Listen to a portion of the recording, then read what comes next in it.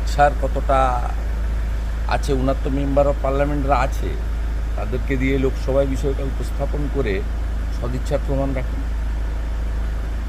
এবং আমরা এখনও মনে করি বিষয়টা রাজনৈতিক নয়, বাঙালি হিন্দুদের অস্তিত্ব রক্ষা, এপারে ওপারে স্বজন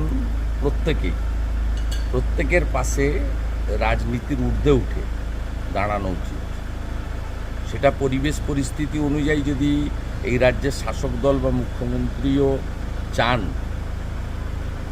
সেটা তার সদিচ্ছা বা তার যে বক্তব্য কার্যক্ষেত্রে প্রমাণ করে তিনি দেখান।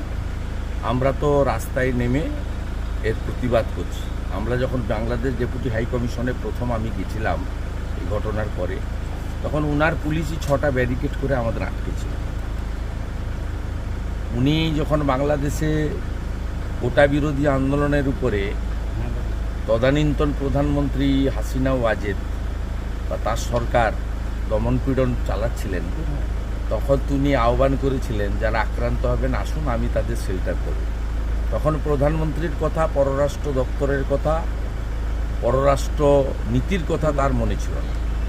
এখন যখন হিন্দুরা আক্রান্ত হচ্ছেন এবং বাংলা জুড়ে কেন গোটা পৃথিবী জুড়ে বাঙালি হিন্দু এবং সনাতনীরা রাস্তায় কার্যত নেমে পড়েছেন, ব্যাপক জনরোষের তৈরি হয়েছে, উনার দলের হিন্দু সমর্থকদের মধ্যেও ব্যাপক জনরোষ তৈরি হয়েছে বলে আমার মনে হয়, তখন তিনি প্রধানমন্ত্রীকে দায়িত্ব নিতে বলছেন। দায়িত্বটা উনাকেও নিতে হবে। তিস্তা চুক্তির ক্ষেত্রে উনার আপত্তি থাকতে পারে, আবার উনি আদানিকে ফরাক্কার উপর দিয়ে বাংলাদেশে বিদ্যুৎ লাইন নিয়ে যাওয়ার জন্য আম এবং লিচু চাষিদের মাথায় পুলিশকে দিয়ে লাঠিও মারাতে পারে।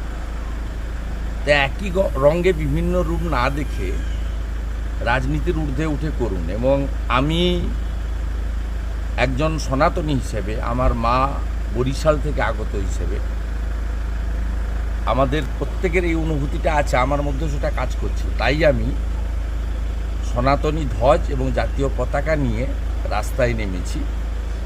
ভোট চাই, ভোট দাও, পাল্টে দিন, উল্টে দিন, গদিটা আমাদের দিয়ে দিন, কথা আমরা কোথাও বলছি না। আমরা বলছি দুনিয়ার হিন্দু এক হও এবং এই অত্যাচার বন্ধ করো।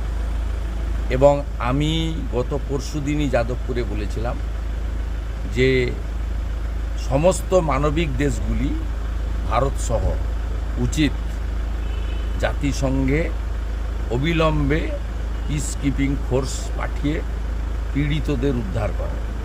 সে কথা আজকে মুখ্যমন্ত্রী বলছেন, তা আপত্তির কিছু নেই, কিন্তু সেই সদিচ্ছার প্রকাশ কার্যক্ষেত্রে দেখানো উচিত। দাদা বলছে লাস্ট 10 দিন ধরে গভর্নমেন্ট অফ ইন্ডিয়া চুপ করে বসে আছে, তার দল মিছিল করছে। কেউ চুপ করেছে, 3বার পররাষ্ট্র দপ্তর থেকে আপনার রিয়াক্ট করেছে, 3বার পররাষ্ট্র দপ্তরের মুখপাত্র বলা মানে ভারত সরকারের বলা। আর আমরা যে রাস্তায় নেমে প্রতিবাদ করছি, হেমন্ত বিশ্ব শর্মা করছে, ত্রিপুরার মানিক সাহারা করছে, আমরা সব বিজেপি ম্যান। আমাদের পার্টি এবং বিচার পরিবার সম্পূর্ণভাবে এর সঙ্গে আছে। আর আমরা যে আইডিওলজির উপর দাঁড়িয়ে ভারতীয় জনতা পার্টি করি, সেই রাষ্ট্রীয় স্বয়ংসেবক সংঘের পক্ষ থেকে প্রেস বিবৃতিও দেওয়া হয়েছে, প্রেস কনফারেন্সও করা হয়েছে। বিশ্বের সর্ববৃহৎ সামাজিক সংগঠন, যার বিচারধারা আদর্শের উপরে দাঁড়িয়ে ভারতীয় জনতা পার্টি মানব সেবার কাজ করে এবং রাষ্ট্রবাদকে সবচেয়ে বেশি গুরুত্ব দেয়।